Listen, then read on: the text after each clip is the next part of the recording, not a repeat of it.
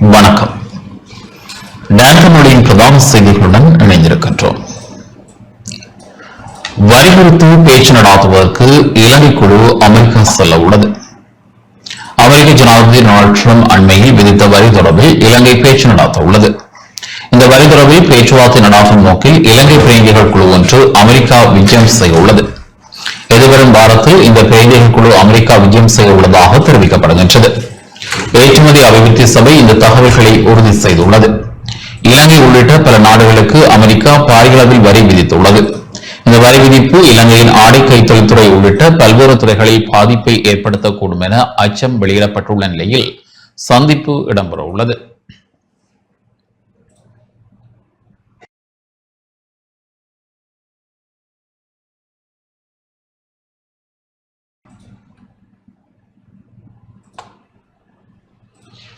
நீதிக்காக தொடர்ந்து செயற்பட வேண்டும் என பிரித்தானிய நாடாளுமன்ற உறுப்பினர் உமா குமரன் தெரிவித்துள்ளார்.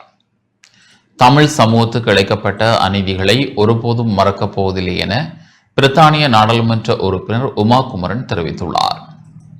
எங்களது சமூகம் ஒரு பெருமைமிக்க சமூகம். நாடாளுமன்ற உறுப்பினர் என்ற அடிப்படையில் எனது முதல் நடவடிக்கைகளில் ஒன்றாக இலங்கையில் போர்க்குற்றச்சாட்டுகளில் ஈடுபட்டவர்களுக்கு எதிராக தடைகளை விதிக்க வேண்டும் என நான் அழைப்பு விடுத்தேன்.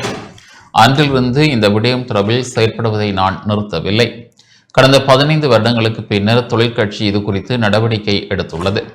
இதனால் நான் பெருமிதம் அடைகின்றேன். இலங்கையின் உள்நாட்டு யுத்தத்தின் போது இழைக்கப்பட்ட அட்டூழியங்களுக்கு காரணமான இலங்கை இராணுவத்தின் சிரேஷ்ட அதிகாரிகளுக்கு எதிராக மார்ச் மாதம் பிரிட்டன் அரசாங்கம் தடைகளை விதித்தது. இது நீதிக்கான நீண்ட காலமாக காத்திருந்த பல குடும்பங்களுக்கு மிக முக்கியமானதொரு தருணம். ஆனால் நீதி என்பது ஒரு முறை மாத்திரம் நடக்கும் நிகழ்வல்ல. நாம் தொடர்ந்து செயற்பட வேண்டும் என உமா குமரன் தெரிவித்துள்ளார்.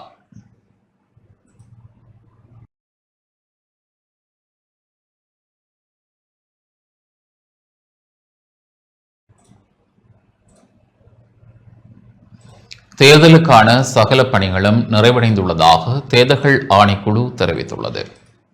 உள்ளூராட்சி மன்ற தேர்தலுக்கான தபால் மூல வாக்கெடுப்பு எதிர்வரும் வாரம் திட்டமிட்ட வகையில் நடாத்தப்படும். தேர்தல் திகதியில் எவ்வித மாற்றமும் கிடையாது என தேர்தல்கள் ஆணைக்குழுவின் தலைவர் RML ரட்நாயக்க தெரிவித்துள்ளார். மேலும் உள்ளூராட்சி மன்ற தேர்தலுக்கான சகல பணிகளும் நிறைவடைந்துள்ளன.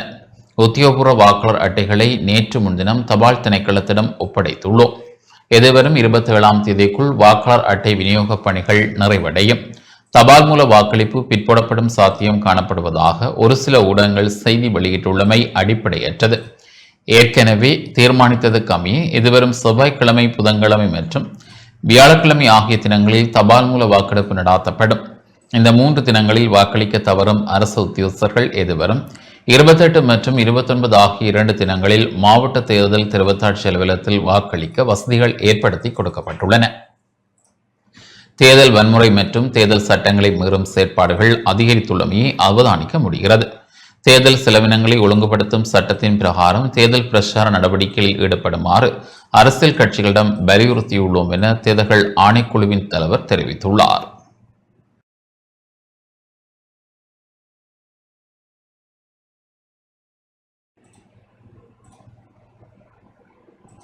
புராதன ஆலயங்களை ஜனாதிபதி விடுவிக்க வேண்டும் என இந்து மாமன்றம் வேண்டுகோள் விடுத்துள்ளது. யாழ்ப்பாணம் பெறும் ஜனாதிபதி கீரிமலை சடையம்மா மடம் ஆதிசிவன் கோவில் இருந்த நிலம், காங்கேசன்துறை தல்சவன ஹோட்டல், பாவனையில் உள்ள சுக்கிரவார சத்திர மடத்து நிலம் என்பவற்றை உடனடியாக விடுவிக்க வேண்டும் என அகில இலங்கை இந்து மாமன்ற உபதலைவர் சாதனை தமிழன் கலாநிதி திருமுருகன் வேண்டுகோள் விடுத்துள்ளார். அறிக்கை ஒன்றை வெளியிட்டே அவர் இதனை தெரிவித்துள்ளார். நீண்ட காலமாக சைவ மக்கள் வழிபாடு செய்த புராதன இடங்கள் உயர் பாதுகாப்பு வலயம் என்ற பெயரில் இன்றும் விடுவிக்கப்படாமல் உள்ளன. தாங்கள் இவற்றை விடுவிப்பதில் உடன் நடவடிக்கை எடுக்க வேண்டும் என ஜனாதிபதியிடம் வேண்டுகிறோம். மேலும் பொதுமக்களின் காணிகளில் வடக்கு கிழக்கில் படையினர் தொடர்ந்து தங்கியுள்ளனர். தாங்கள் அவ்விடயத்தில் அக்கறை கொண்டு பொதுமக்களின் நிலங்களை விடுவிக்க வேண்டும். நிரந்தரமான பூரண உரிமைகள் உள்ளடக்கிய தீர்வை வழங்கி இனத்தின் நீண்டகால பிரச்சினையை தீர்த்து வைக்க முன்வாருங்கள் என சாதனை தமிழன் கலாநிதி திருமுருகன் தெரிவித்துள்ளார்.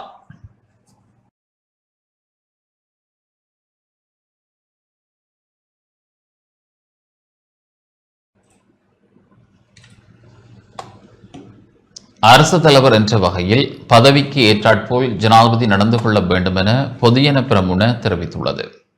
தேசிய மக்கள் சக்தியின் உறுப்பினர்களை உள்ளூராட்சி மன்றங்களுக்கு தெரிவு செய்தால் உள்ளூராட்சி மன்ற அபிவிருத்திக்கான நிதி ஒதுக்கப்படும் என ஜனாதிபதி குறிப்பிடுவது முறையற்றதொரு கருத்தாகும். யாரை தெரிவு செய்ய வேண்டும் என்று மக்களுக்கு குறிப்பிடும் அதிகாரம் ஜனாதிபதிக்கு கிடையாது என பொதுஜன பெரமுனவின் பொதுச் செயலாளர் சாகர காரியவசம் தெரிவித்துள்ளார். ஊடகங்களுக்கு கருத்து வெளியிடும் போதே அவர் இவ்வாறு குறிப்பிட்டார். உள்ளூராட்சி மன்ற தேர்தலில் பெரும்பாலான உள்ளூராட்சி மன்றங்களை நாங்கள் கைப்பற்றுவோம். பொதுஜன பெரமுன கிராமத்துக்கு சேவையாற்றியுள்ளது. ஆகவே 2018 உள்ளூராட்சி தேர்தலில் வெற்றி பெற்றதை போன்று இந்த முறையும் வெற்றி பெறுவோம்.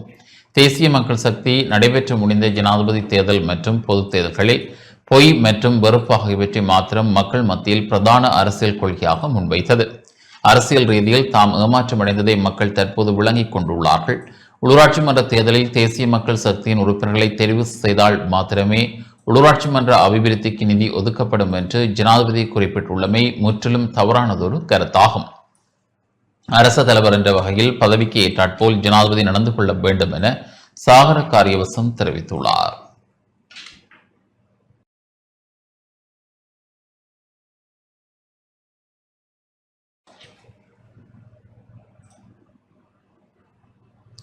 தேசிய மக்கள் சக்தியின் தேர்தல் பரப்புரை கூட்டம் ஒட்டி சுட்டானில் இடம்பெற்றது. தேசிய மக்கள் சக்தியின் தேர்தல் பரப்புரை கூட்டம் முல்லைத்தீவு ஒட்டி சுட்டான் முத்து அய்யன்கட்டு பகுதியில் நேற்று இடம்பெற்றது. முத்து அய்யன்கட்டு இடதுகரை பாரதி விளையாட்டு மைதானத்தில் நடைபெற்ற இந்த நிகழ்வின் போது மக்கள் தங்கள் பிரச்சினைகளை தெரியப்படுத்தினர். இந்நிகழ்வில் விவசாயம் மற்றும் கால்நடை காணி அமைச்சர் லால்காந்த, வன்னி மாவட்ட நாடாளுமன்ற உறுப்பினர்களான சேனா திலகநாதன், மானா ஜெகதீஸ்வரன், புதுக்குடியிருப்பு பிரதேச சபை தேர்தலில் போட்டியிடும் வேட்பாளர்கள் கலந்து கொண்டனர்.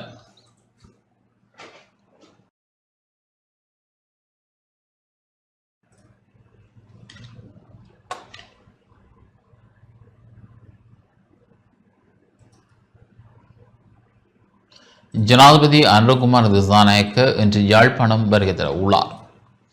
ஜனாதிபதி அனுரகுமார் திசாநாயக்க இன்றைய தினம் யாழ்ப்பாணம் வருகை தர உள்ளதுடன் பல்வேறு நிகழ்வுகளில் பங்கேற்க உள்ளார். இந்த நிலையில் யாழ்ப்பாணம் வலிவடக்கு பிரதேசத்தில் முன்னாள் ஜனாதிபதி ரணில் விக்ரமசிங்கவினால் விடுவிக்கப்பட்ட விவசாய காணிகளுக்கு கட்டுப்பாடுகள் இன்றி சுதந்திரமாக சென்று வரவும் விவசாய நடவடிக்கையில் ஈடுபடவும் அந்த காணிகளை முழுமையாக விடுவிக்க தற்போதைய ஜனாதிபதி நடவடிக்கை எடுக்க வேண்டும் என வலி வடக்கு மக்கள் கோரிக்கை விடுத்துள்ளனர். முன்னாள் ஜனாதிபதி ரணில் விக்ரமசிங்கவினால் வலி வடக்கில் இராணுவ கட்டுப்பாட்டுக்குள் உள்ள ஒரு பகுதி விவசாய காணிகள் விடுவிக்கப்பட்டு விவசாய நடவடிக்கைகளை முன்னெடுக்க அனுமதி அளிக்கப்பட்டது. அதேவேளை உரிமைய காணி திட்டத்தின் ஊடாக ஒட்டகப்புலம் பகுதியில் 408 குடும்பங்களுக்கு 235 ஏக்கர் காணி பகிர்ந்தளிக்கப்பட்டது.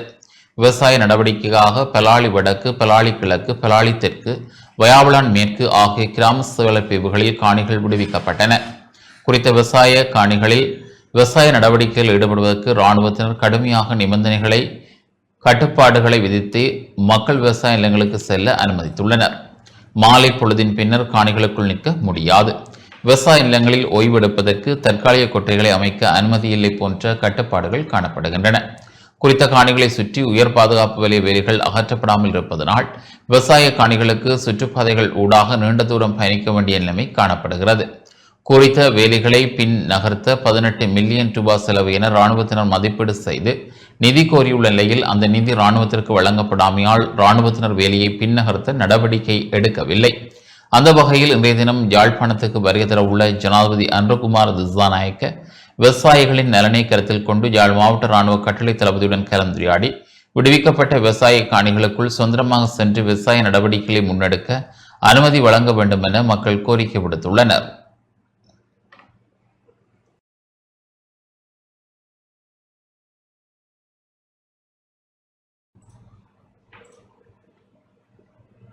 தமிழ் சிங்கள புத்தாண்டுக்கு பின்னர் ஜனாதிபதி அலுவலக ஊழியர்கள் நேற்று கடமைகளை ஆரம்பித்துள்ளனர். அரசு சபை முறையாக நிறைவேற்றப்பட வேண்டும் என ஜனாதிபதியின் செயலாளர் நந்திக சனத் குமார் நாயக்க வலியுறுத்தியுள்ளார். ஜனாதிபதி அலுவலக ஊழியர்கள் தமிழ் சிங்கள புத்தாண்டுக்கு பின்னர் புதிய வருடத்திற்கான பணிகளை ஆரம்பிக்கும் நிகழ்வு நேற்று முற்பகல் ஜனாதிபதி அலுவலகத்தில் ஜனாதிபதியின் செயலாளர் நந்திக சனத் குமார் நாயக்க தலைமையில் இடம்பெற்றது. ஜனாதிபதியின் செயலாளர் ஜனாதிபதி பணிக்குழாமுக்கு புத்தாண்டு வாழ்த்து தெரிவித்ததுடன் சுமூகமான உரையாடலிலும் ஈடுபட்டார். அதன் பின்னர் பணியாளர்களிடையே உரையாற்றிய ஜனாதிபதியின் செயலாளர், நாட்டில் புதிய மாற்றத்தை ஏற்படுத்துவதன் மூலம் புதிய நாட்டை உருவாக்கும் ஜனாதிபதியின் திட்டத்தை வலுப்படுத்த இந்த ஆண்டு அரசு சேவையில் உள்ள அனைவரும் புதிய ஆற்றலுடனும் உறுதியுடனும் செயற்பட வேண்டும் என கேட்டுக்கொண்டார். அரசு சேவையில் முன்மாதிரியான நிறுவனமாக மாறுவதன் மூலம் புதிய மனப்பாங்களை வளர்த்துக் கொண்டு தங்களுக்கு வழங்கப்படும் பொறுப்புகளை முறையாக நிறைவேற்ற பணியாளர்கள் முன்வர வேண்டும் என ஜனாதிபதியின் செயலாளர் குறிப்பிட்டார். இதன்போது புத்தாண்டை கொண்டாடுவதற்காக ஏற்பாடு செய்யப்பட்ட தேநீர் விருந்திலும் ஜனாதிபதியின் செயலாளர் உட்பட ஊழியர்கள் பங்கேற்றனர். இதில் ஜனாதிபதியின் சிரேஷ்ட மேலதிக செயலாளர்களான கபில ஜனக பண்டார, ரோசன் கமகி ஆகியோரும் ஜனாதிபதி அலுவலக ஊழியர்களும் கலந்து கொண்டனர்.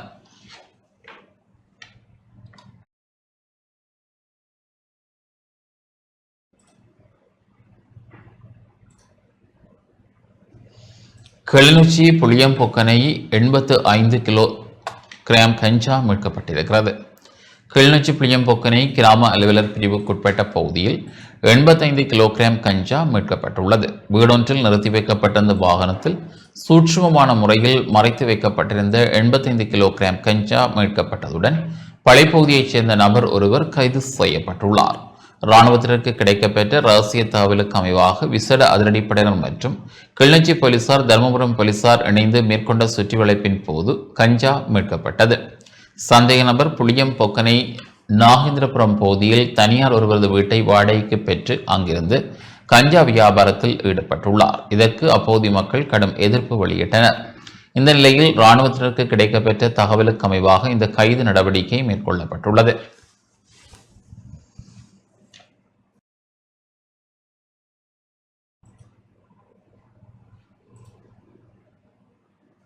வவுனியா பாவற்குளத்தின் அலைகரை பகுதியில் இளைஞனின் சடலம் மீட்கப்பட்டுள்ளது. வவுனியா பாவற்குளத்தின் அலைகரை பகுதியில் இருந்து நேற்று இரத்தக்கரையுடன் இளைஞனின் சடலம் மீட்கப்பட்டுள்ளது. அலைகரை பகுதியில் சடலம் காணப்படுவதாக உலுக்குளம் போலீசாருக்கு மக்கள் வழங்கிய தகவலுக்கு அமைவாக சம்பவத்துக்கு விரைந்த போலீசார் சடலத்தை மீட்டனர். வவுனியா விநாயகபுரத்தைச் சேர்ந்த 33 வயதான கோபிதாசன் கடந்த 14ஆம் தேதி காணாமல் போன நிலையில் சடலமாக மீட்கப்பட்டுள்ளார். குறித்த சடலம் இரத்தக்கரையுடன் காணப்படுகின்றமையால் மரணத்தில் சந்தேகம் ஏற்பட்டுள்ளது. இந்த நிலையில் போலீசார் மேலதிக விசாரணைகளை முன்னெடுத்து வருகின்றனர்.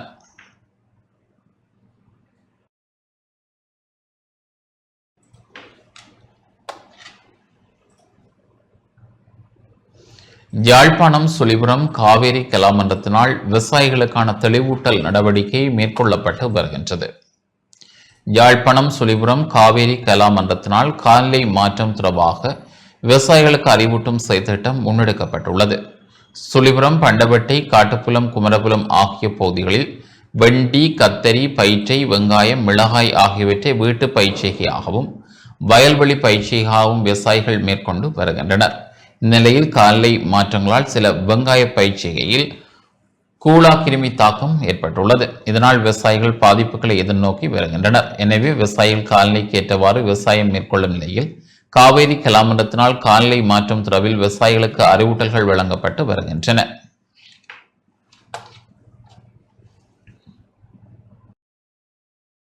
வெங்காயம் வச்சிருக்கிறோம், மிளகாய் வச்சிருக்கிறோம்.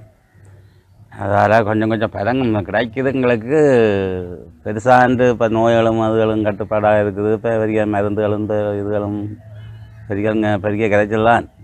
இப்போ இந்த மழை வந்தால் கொஞ்சம் நோய்கள் கூட தாக்கமாக இருக்குது. 2ஆம் தர மிளகாய் வச்சு தான் இப்போ அதில் வந்து நிற்கிது. இப்படி வெங்காயம் தான் கூட வச்சது. வெங்காயம் நோய் தாக்குறதால பெரிய கிடைச்சல கிடக்கு. நான் பரப்பு 20 பரப்பு செய்தேன். போன வருஷம் கிட்டத்தட்ட ஒரு கொஞ்சம் கிடைச்சது எங்களுக்கு. அரைவாசி கிடைச்சது. நானும் தண்ணிக்கு வாங்க மாட்டேன்.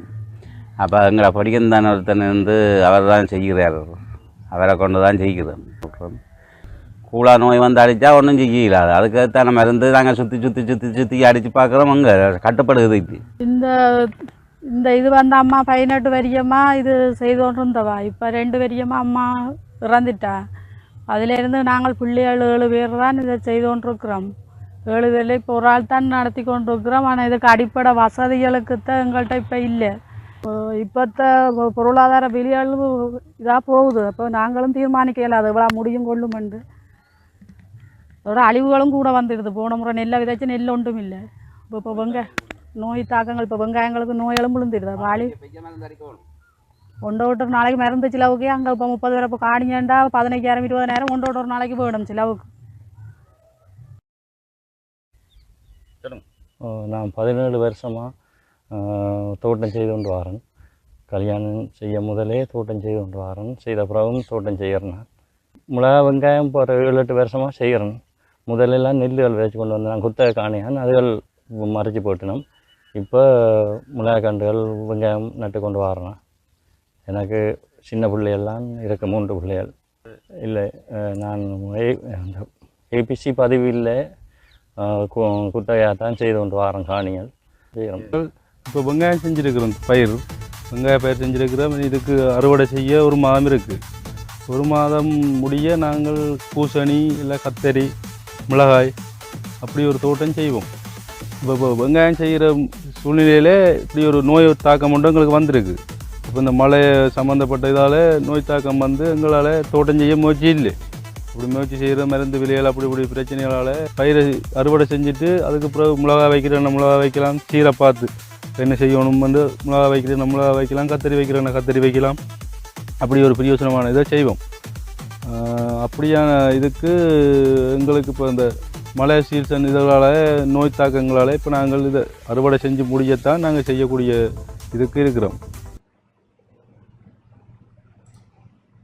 தொடர்பது வெளிநாட்டுச் செய்தி.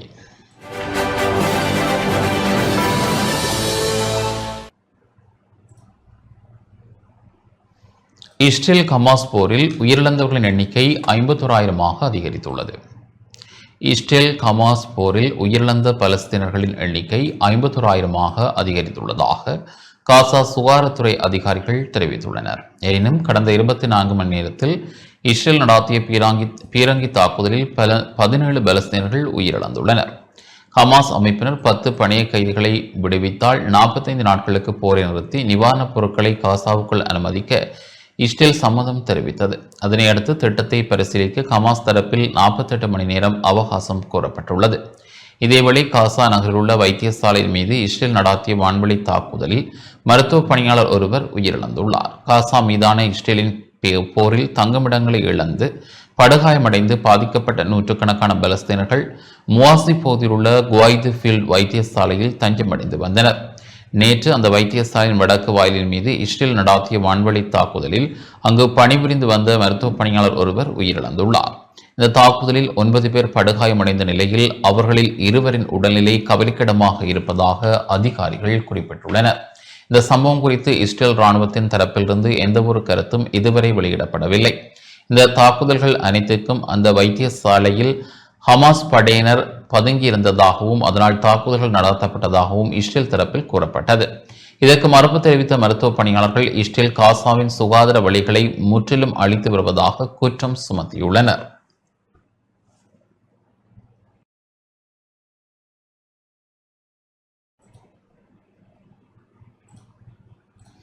இத்துடன் இந்த செய்திகள் நிறைவு பெறுகின்றன. தொடர்ந்து நமது நிகழ்ச்சிகளுடன் இணைந்திருங்கள். வணக்கம்.